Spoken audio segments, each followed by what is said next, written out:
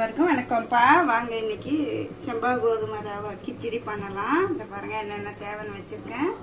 ரவை வறுத்து வச்சுருக்கேன், உளுத்தம்பருப்பு கடலைப்பருப்பு வச்சுருக்கேன், பட்டாணி, பச்சை மிளகா, கருவேப்பிலை, வெங்காயம், கேரட்டுப்பா, பீன்ஸ் இல்லை, தக்காளி ஒன்று வச்சுருக்கேன், இஞ்சி பூண்டு தட்டி வச்சுருக்கேன்ப்பா, கடாய் வச்சு எண்ணெய் ஊற்றிருக்கேன், உளுத்தம்பருப்பு போட்டுக்கோங்க,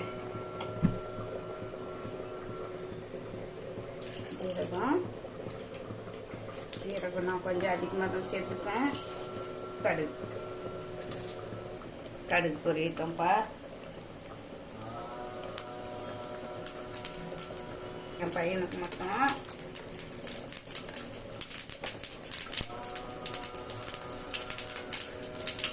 ரவையை வறுத்து வச்சுட்டேன். நான் உங்களுக்கு காட்டல, வறுத்துக்கோங்க.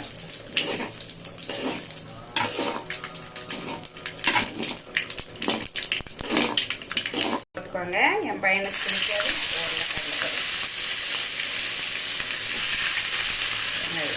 வெங்காயமும் பச்சை மிளகா, கருவேப்பிலை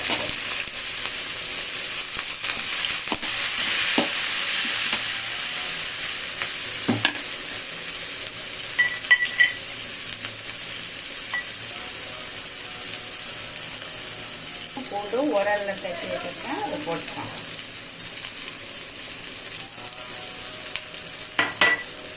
தக்காளி போட்டு ஒரே ஒரு தக்காளிப்பா, சின்ன தக்காளி, ஒரே ஒரு பச்சை மிளகா தான் நான் போட்டேன். இன்னொரு பச்சை மிளகா போட்டோங்க. கேரட்டும் போட்டுடலாம்ப்பா. என்னால் வெயிலில் நிற்க முடியல, கடகடன்னு செஞ்சிடணும். அதனால கொஞ்சம் பெருங்காயம் போட்டுடலாம்.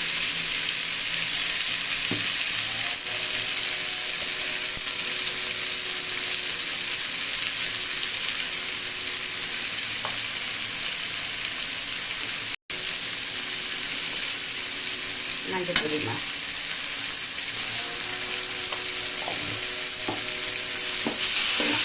போட்டுக்கோங்க.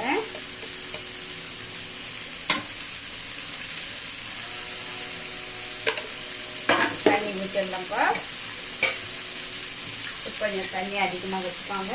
ஒரு 3 கப்பு வச்சுக்கோங்க. 3 கப்புலாம் வச்சுருக்கேன். இந்த ரவை வேகிறதுக்கு கொஞ்சம் லேட் ஆகும், அதுக்காக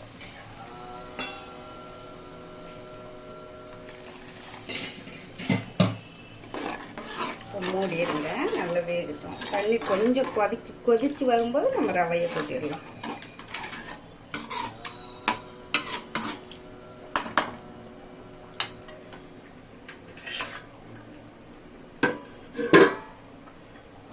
நல்லா தண்ணி கொதிச்சு வந்துருச்சு. இப்போ இந்த ரவையை கொட்டிட்டு சிம்மில் போட்டுடலாம். ஒரு 10 நிமிஷம்.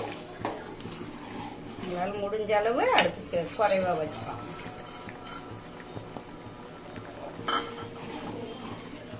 அது நல்லா வேகும். நல்லா வேகட்டும். சிம்மில் வச்சிருங்க, மூடிடுங்க. ரெடி ஆயிடுச்சு கிச்சடி. இப்போ நெய் ஒரு 2 ஸ்பூன் விட்டுக்கலாம்.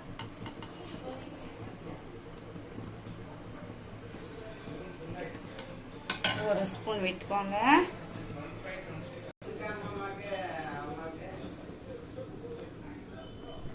பாருங்கப்பா, நம்ம இன்னைக்கு செம்பா கோதுமை ரவை கிச்சடி பண்ணோம். அந்த மாதிரி நீங்கள் பண்ணி பாருங்கள்.